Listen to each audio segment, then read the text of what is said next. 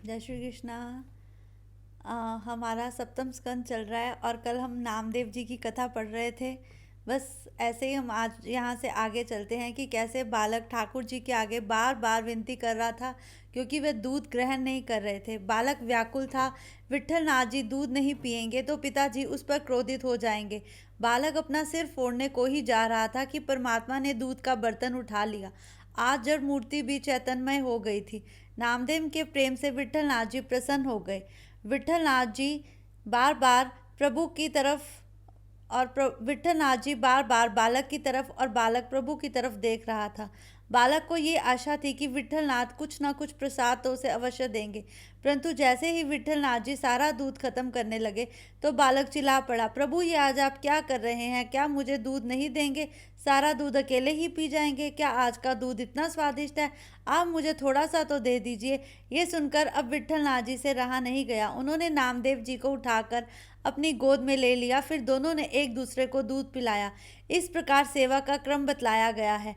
थोड़ी सी सेवा भी कैसे प्रभु को हमारे पास आने के लिए विग्रह करवा देती है, ये नहीं बताया जा सकता। लेकिन एक बात याद रखो, वह सेवा नामदेव जैसे बालक की तरह होनी चाहिए। लेकिन आज का मनुष्य सेवा करते समय बहुत कुछ सोचता है। सेवा करते समय वह हर चीज़ सोचता है कि प्रभु के लिए ये बनाया है, प्रभु के लिए कल क्या बनाऊंगा, प्रभु के लिए परसों क्या बनाऊंगा।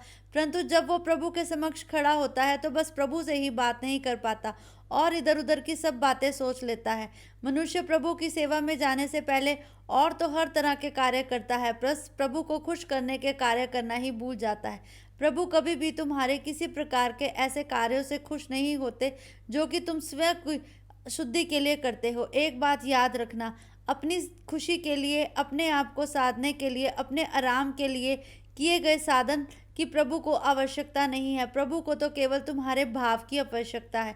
ईश्वर जीव से प्रेम की मांग करते हैं। प्रेम करने योग्य तो केवल ईश्वर मात्र ही है। सेवा करते करते यदि हृदय आर्द्र हो जाए और आंखों से अश्रुधारा बह निकले तभी समझना सेवा सच्ची है। लेकिन ऐसा नहीं होता। ज्ञान से वस्तु का स्वरूप है, पदार्थ का रूप होता है, किंतु ज्ञान से उस वस्तु के स्वरूप में परिवर्तन नहीं हो सकता। कुछ लोग तो ऐसे हैं जिन्हें भागवत की कुछ बातें समझ ही नहीं आती। इसीलिए मैं कहता हूँ इसके कुछ पृष्ठ अवश्य पढ़ो। एक बात याद रखना, जैसे जैसे ये कथा तुम्हारे भीतर घुसती जाएगी वैसे वैसे श्री कृष्ण प्रेम तुम्हारे हृदय में जागृत होता जाएगा। लेकिन अगर ऐसा ना हो तो फिर समझ लेना कि कोई ना कोई पिछले जन्मों के ऐसे प्रारब्ध हैं जो तुम्हारे आगे आ रहे हैं, जो तुम्हें प्रभु से जुड़ने नहीं दे रहे। लेकिन आजकल के मनुष्य के बारे में मैं कुछ नहीं कह सकता। मैं ये कथा में बार बार आजकल के मनुष्य की बात इसलिए करता हूँ कि शायद ये भागवत लिखते समय मैंने पूर्वजों से यही सीखा है। मैंने श्री व्यास जी की इस टिप्पणी को सरल भाषा में इसीलिए लिखा है कि मैं चाहता हूँ कलयुग में हर मनुष्य श्री कृष्ण के साथ जुड़े और कृष्ण के साथ जुड़ते जुड़ते उसके मन के सारे भाव जो है वह शुद्ध हो जाए। द्रौपदी की लाज परमात्मा ने रख ली। उन दोनों को किसी स्थान पर मिलन हुआ। मिलने पर द्रौपदी ने भगवान जी का आभार प्रकट किया। उन्होंने बतलाया कि कैसे आपने मुझे बचाया था। तब प्रभु ने कहा, मैं तो तुम्हारे ऋण से मुक्त हुआ। एक बार मेरी उंगली से रक्त की धार बह निकली थी तो सारी रानियां महल में पट्टी ढूंढने के लिए चल पड़ी। तब तूने अपना एक वस्त्र फाड़कर मुझे पट्टी दी थी। उस पट्टी में बहुत से धागे थे, तो मैंने उस समय सोचा था कि मैं तुझे इतनी साड़ियाँ दूंगा, परंतु मैंने अपनी ऋण मुक्ति के लिए तुझे उससे कई अधिक साड़ियाँ दे दी। ये मेरी खुशकिस्मती है कि मेरा ऋण उतर गया।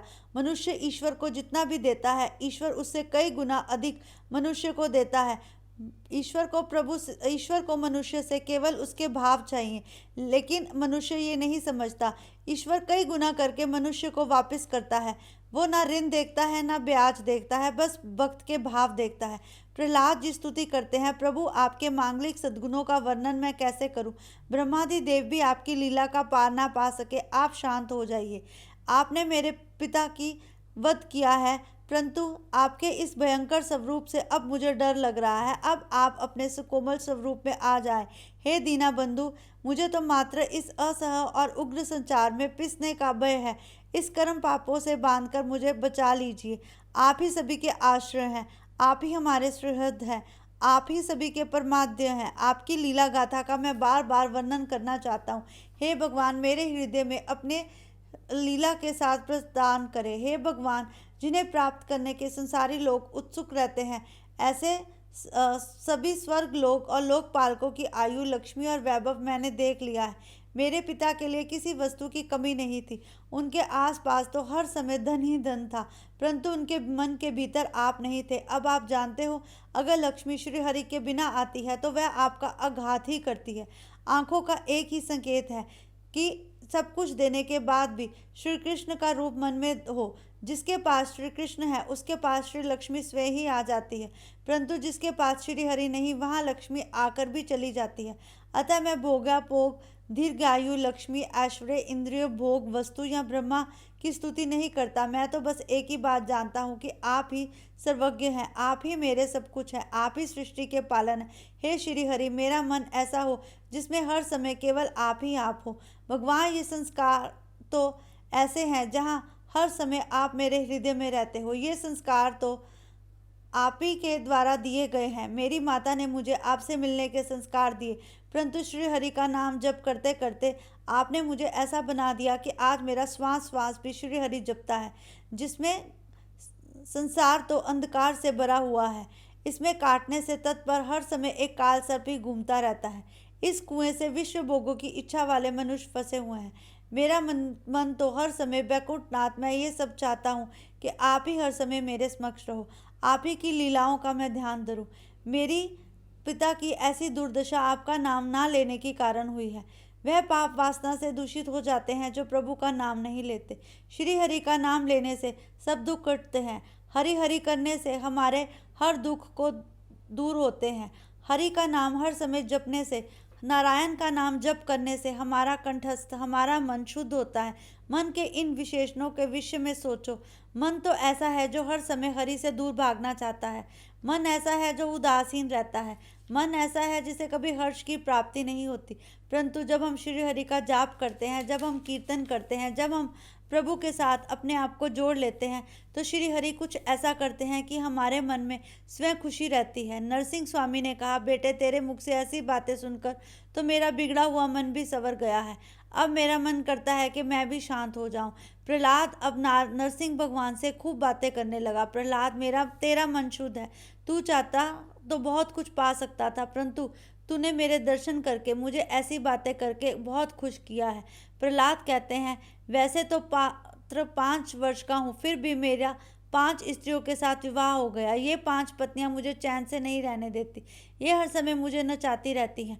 अब आप हैरान होंगे, 5 वर्ष के बालक का 5 पत्नियों से कैसे विवाह हो गया। ये 5 पत्नियां हैं 5 इंद्रियां। 5 इंद्रियां हमें हमेशा प्रभु से मिलन में रोकती हैं, वह हमारे मन को आनंदित नहीं होने देती। जो व्यक्ति मानव जीवन सफल करने की इच्छा रखता है, वह श्रृंगारी गीत कभी नहीं सुनता, वह प्रभु का सुख कभी भी प्राप्त नहीं कर सकता, क्योंकि प्रभु जानते हैं, जो प्रभु को पाना चाहता है वह इन इंद्रियों के मोह में नहीं फंसता। ये शरीर का क्या है, इस शरीर को हर कोई संवारता रहता है, परंतु मन को संवारना भूल जाता है। हम तो ऐसे लोगों का दिल भी दुखा देते हैं जो श्री हरि से जुड़े होते हैं। कहते हैं, तुम अगर भक्त नहीं बन सकते तो किसी भक्त का मन मत दुखाओ। अगर तुम श्री हरि का नाम नहीं जप सकते तो श्री हरि का नाम जपने वाले के पेट में भोजन की व्यवस्था करो। अगर तुम श्री हरि के पास नहीं जा सकते तो श्री हरि के पास जाने वालों की रक्षा करो। श्री हरि के पास जाने वालों की रक्षा करने वाला भी श्री हरि के पास पहुंच ही जाता है। जो श्री हरि के सेवा करने वालों का साथ देता है, जो श्री हरि से प्यार करने वालों के बारे में कोई भी गलत विचार नहीं देता, ऐसे मन को प्रभु स्वीकारते हैं। प्रभु कहते हैं, अगर तुम मन से हरि हरि नहीं कर सकते तो इस मन से पाप भी तो मत करो। कोई एक चोर किसी के घर में चोरी करने के लिए घुसा। किसी साहिब का घर था, वहाँ बहुत समृद्धि थी। वहाँ उसकी 2 पत्नियां थी। एक पत्नी साहब के केश पकड़कर ऊपर की ओर घसीट रही थी और दूसरी नीचे की ओर टांगे खींचकर घसीट रही थी। चोर ने जब ऐसा दृश्य देखा तो उसकी हंसी नहीं रुक सकी और फिर उसे पकड़कर राजा के पास ले जाया गया। उसकी हंसी ही उसके दंड का कारण बनी। परंतु जब उसे राजा के समक्ष ले जाया गया तो उसने कहा कि प्रभु, आप मुझे जितना मर्जी दंड दीजिए, पर इस साहिब को दंड मत दीजिए। इसकी पत्नियों ने तो इसका वैसे भी जीना दुर्भर कर रखा है। ये हमारी पत्नियां ही हमारे मन की इंद्रियां हैं, जो कभी हमें ऊपर की ओर खींचती हैं, कभी नीचे की ओर खींचती हैं, क्योंकि हम चाह कर भी इनसे दूर नहीं हो सकते। हमें हर समय सुख की, अपने आराम की कदर रहती है। हम उन लोगों से मिलना चाहते हैं जिनके पास अपार धन है। हम उन लोगों के पास जाते हैं जिनके पास लक्ष्मी है। हम उन लोगों से नहीं मिलते जिनके पास श्री हरि है। एक बात याद रखना, श्री हरि जिनके पास होते हैं उनके पास सब कुछ होता है। ऐसी बातें सुनकर तो नरसिंह भगवान का मन प्रहलाद की तरफ और भी खिंचता गया, क्योंकि प्रहलाद 5 वर्ष की उम्र से ही इतना सब कुछ जानता था जो नरसिंह भगवान को अमृत सा लग रहा था। संसार के विषय में ऐसी बातें सुनकर अब नरसिंह भगवान का दिल और भी ज़्यादा मचलने लगा। एक 5 वर्ष का बालक अगर अपनी इंद्रियों को काबू में रखना चाहता है और श्री हरि प्रभु से अपने मन को काबू रखने की बातें पूछ रहा है, तो ऐसे बालक के बारे में हमें बार बार यही कहना चाहिए कि ऐसा बालक तो सबसे बड़ा साक्षात भक्त है और हमें उसको साष्टांग करना चाहिए। इसीलिए प्रहलाद का नाम भी हमारे ग्रंथों में आता है, ध्रुव का नाम आता है। हमें याद रखना चाहिए कि जो प्रभु के भक्त होते हैं उनकी गाथा बार बार इसलिए सुनाई जाती है ताकि शायद कहीं उनके संस्कार हमारे हृदय में भी जन्म ले सके। परंतु कुछ मूर्ख मूढ़मती ऐसे होते हैं जो प्रभु के भक्तों के साथ ही ईर्ष्या करने लग जाते हैं। उन्हें ऐसा लगता है कि अगर नामदेव बार बार बुलाने पर प्रभु दूध पीने आ गए, द्रौपदी के बुलाने पर वह उसकी रक्षा के लिए आ गए, अर्जुन के बुलाने पर आ गए, तो मेरे बुलाने पर क्यों नहीं आ रहे। ए मूढ़मती, तू खुद ये मत सोच। मैं तो कहता हूँ वह कितना मूढ़मती है जो ये बातें सोचता भी है, जिसके मन में ऐसी बातें आती भी हैं। प्रभु के भक्तों की बातें इसलिए नहीं की जाती कि प्रभु के भक्तों से तुम ईर्ष्या करो। एक बात याद रखना, जो प्रभु के भक्त से ईर्ष्या करता है वह स्वयं प्रभु श्री हरि से ईर्ष्या करता है। ईर्ष्या करने वाले को तो प्रभु कभी भी क्षमा नहीं करते। कहते हैं जो लोग दूसरों के बारे में बात करते हैं, जो लोग दूसरों की खामियां निकालते हैं, जो लोग प्रभु के भक्तों की खामियां निकालते हैं, ऐसे लोगों को प्रभु हरि कभी क्षमा नहीं करते। प्रभु कहते हैं पाप कर, परंतु इतने पाप भी मत कर कि तेरे लिए क्षमा मांगना ही मुश्किल हो जाए। यही सब तो राक्षसों के बारे में बतलाया गया है। जितने भी राक्षस हैं वह दूसरों से जेलसी के कारण ही राक्षस बने। दूसरों की खामियां ढूंढते ढूंढते कब हम दूसरों के जैसे बन जाते हैं। एक बात याद रखना, जिसके बारे में जितनी बात करोगे कहीं ना कहीं तुम्हारे चरित्र में वही समाता चला जाता है। अगर तुम पूर्ण रूप से श्री कृष्ण को स्वयं को अर्पित कर दो तो श्री कृष्ण खुद ही तुम्हारे मन से सारी चिंताएं दूर कर देते हैं। श्री हरि तो ऐसे हैं जो तुम्हारी हर चिंता को हर लेते हैं। इसीलिए उन्हें हर भी कहा गया है। श्री कृष्ण के इतने नाम हैं जिनका जब भी जाप करो, हर नाम के पीछे एक गूढ़ अर्थ छुपा है। यहाँ तक कि नरसिंह भगवान भी जब खंबे से निकले तो गुड़ गुड़ करते निकले। इसीलिए मैं कहता हूँ गुर का शब्द भी बहुत महान है। मैंने गुरु की व्याख्या कई बार बतलाई है, पीछे इसकी पूर्ण रूप से व्याख्या बतलाई गई है। ये जैसे बतलाते हैं ना श्री हरि के बारे में, श्री हरि के नामों के बारे में, श्री हरि के बारे में इतना जाप किया गया है ना कि हर लाइन में, हर जगह ये श्री नारायण का सप्तम स्कंद में बहुत जाप है। वो ये कहते हैं कि इसके पीछे हर पृष्ठ में श्री हरि के बारे में ही बतलाया गया है। और श्री हरि से जैसे जैसे मनुष्य जुड़ता जाता है, श्री हरि उसे स्वयं की ओर खींचते जाते हैं। नरसिंह भगवान कैसे प्रहलाद को समझाते हैं ये आगे विस्तार रूप से बतलाया गया है, लेकिन इसे समझने के लिए मनुष्य को पहले प्रहलाद के भांति स्वयं को पूर्ण रूप से श्री हरि को समर्पित करना पड़ता है। एक बात याद रखो, अगर तुम भागवत कथा सुनते सुनते या सुनाते सुनाते उसमें ये सोचते हो कि तुम अपने शब्दों को घुसा दोगे और फिर खुद स्वयं भगवान का संदेश दूसरों तक पहुंचाओगे, ऐसा नहीं होता। जैसा संदेश भगवान ने दिया है, जो कुछ श्री व्यास जी से भगवान ने लिखवाया है, ऐसा मैं और तुम तो बिल्कुल भी नहीं बतला सकते। इसलिए मैं कहता हूँ कि भागवत के शब्दों को ध्यान से सुनो, भागवत के सार को समझो, भागवत के एक एक शब्द में कैसे श्री हरि का भाव छुपा है उसे समझो। जीव, एक बात याद रखना, अपने सुख दुख के पीछे हमारा ही हाथ है। ना जाने कितने जन्मों का प्रारब्ध मनुष्य भोगता है।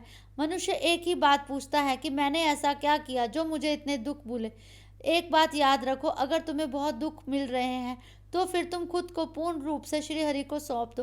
हो सकता है आने वाले जीवनों में तुम्हारे सारे दोष कट जाएं। परंतु ये कहना बहुत सरल है, परंतु अपनाना नहीं। लेकिन जब हम नरसिंह भगवान और प्रहलाद का पूर्ण रूप से प्रसंग सुनते हैं तो बहुत सी बातों को अपने हृदय में ला सकते हैं। ये संसार ऐसा है, इसकी में जितना फंसते जाओगे ये तुम्हें और खींचता जाएगा। ये तो उस कुएं की बाती है, जितना जितना इसमें धंसते जाओगे, जैसे मैंने पीछे तुम्हें कुएं और सेठ की कथा सुनाई थी। एक बात बोलूं, इसमें आने वाली हर कथा का कोई ना कोई महत्व है। इसकी कथा तुम जितनी मर्जी बार सुनो, वह तुम्हें श्री हरि के पास लेके जाती है। संसार के निर्माता तो स्वयं भगवान है। इस बात को हमें पूर्ण रूप से समझना होगा। जो लोग इस बातों में भी बहस करते हैं, तो एक बात बतलाओ, आज तुम जन्म लेते हो, तुम्हारे सब अंग सलामत हैं, तुम्हारी आंखें सलामत हैं, तुम्हारे हाथ सलामत हैं, तुम्हारे पांव सलामत हैं। जब कुछ लोग जन्म लेते हैं जिनके ये अंग ही नहीं होते, जिनको हम अंगहीन कह सकते हैं, कुछ लोग कोढ़ी पैदा होते हैं, कुछ लोग वैश्या रूप में पैदा होते हैं, कुछ लोग ऐसे पैदा होते हैं जिन्हें किन्नर कहा जाता है। इसलिए एक बात बतलाओ, अगर मेरी कथा सुनते सुनते एक बात याद रखना, अगर तुम्हारे सारे अंग पूर्ण हैं और तुम सही हो, तो क्या भगवान नहीं है? तुम्हें हर पल हर समय भगवान का शुक्रिया अदा करना चाहिए। मैंने कभी ऐसा तो कहा ही नहीं कि जाकर जंगल में बैठ जाओ और अर्चना करो। मैं कहता हूँ अपने सब कार्य करो, परंतु कार्य करते के साथ साथ श्री हरि को भी याद करो। श्री हरि ऐसे हैं जो तुम्हारे सब दुख कटेंगे। अब ये नारद जी का और नारद जी कह रही हूँ, नरसिंह भगवान का और प्रहलाद जी का ये प्रसंग हम कल आगे शेष पढ़ते हैं, क्योंकि ये काफ़ी लंबा प्रसंग है। जय श्री कृष्णा।